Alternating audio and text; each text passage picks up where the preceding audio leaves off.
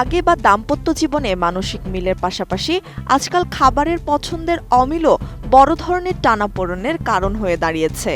Slip divorce বা আলাদা ঘুমানো এই ধারার পর বিশ্বজুড়ে এখন দ্রুত জনপ্রিয় হয়ে উঠছে ফুড ডিভোর্স। তবে এটি কোনো চূড়ান্ত সংসার ভাঙার ঘটনা নয়, মূলত খাবার টেবিলে সঙ্গীর সাথে প্রতিদিনের মনোমালিন্য ও অসন্তোষ এড়িয়ে সম্পর্ককে ইতিবাচক রাখতে যুগলদের আলাদা বসে পছন্দমতো খাওয়ার অভ্যাসকেই বলা হচ্ছে ফুড ডিভোর্স। সাধারণত বলা হয় দিনের যে কোনো একবেলার খাবার পরিবারের সবাই একসঙ্গে বসে খেলে নিজেদের মধ্যে আন্তরিকতা বাড়ে। কিন্তু এমন যদি হয় খেতে বসে একজন অন্যজনকে নিজের পছন্দের খাবারটি খেতে জোর করছেন বা সঙ্গীর খাবার নিয়ে ঠাট্টা করছেন, তাহলে আলাদা খাওয়াই ভালো।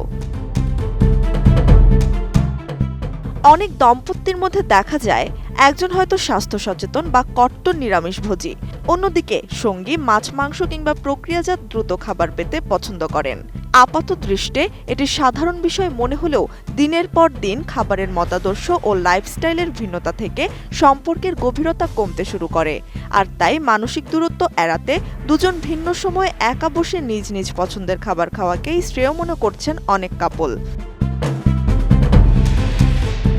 এছাড়া খাবার টেবিলে বসে সঙ্গীর অনবরত মুঠোফোনের সময় কাটানো, কল রিসিভ করা কিংবা সঙ্গীর খাবারের পরিমাণ ও শারীরিক গঠন নিয়ে ব্যঙ্গ বিদ্রূপ করা ফুড ডিভোর্সের অন্যতম কারণ। আবার কেউ যখন কঠোর ডায়েট মেনে চলেন, তখন সামনে অন্যজন অস্বাস্থ্যকর খাবার খেলে মানসিকভাবে বিরক্তি ও চাপ তৈরি হয়। খাবার ঘিরে তৈরি হওয়া এসব রোজকার খিটমিট এড়াতেই বর্তমানে আধুনিক দম্পতিরা বিয়ের আগেই একে অপরের খাদ্যাভ্যাস নিয়ে খোলাখুলি আলোচনা শুরু করেছেন। কিন্তু সমাজবিজ্ঞানীদের মতে দীর্ঘমেয়াদী প্রতিদিন আলাদা খাওয়া পারিবারিক সুসম্পর্ক ও ছোটদের সুষ্ঠু বিকাশে নেতিবাচক প্রভাব ফেলতে পারে। কারণ পরিবারের সকলে অন্তত এক বেলার খাবার একসঙ্গে খেলে পারস্পরিক আন্তরিকতা বৃদ্ধি পায়। তাই একেবারে ফুড ডিভোর্সে না গিয়ে সঙ্গীর খাবারের সিদ্ধান্তকে সম্মান করা এবং বাইরে খাওয়ার ক্ষেত্রে সবার পছন্দের খাবার খাওয়া যায় এমন রেস্তোরাঁ বেছে নেওয়া জরুরি। একদিনে একজনের পছন্দের পদ রান্না হলে অন্যদিন অন্যজনের পছন্দের খাবারকে গুরুত্ব দিলে সম্পর্কের মাধুর্য বজায় থাকে। একে অপরের পছন্দকে ব্যঙ্গ না করে ডাইনিং টেবিলের এই ছোট ছোট ভুলগুলো শুধরে নিতে পারলে ফুড ডিভোর্সের বদলে একটি সুন্দর পারিবারিক খাদ্য সংস্কৃতি গড়ে তোলা সম্ভব।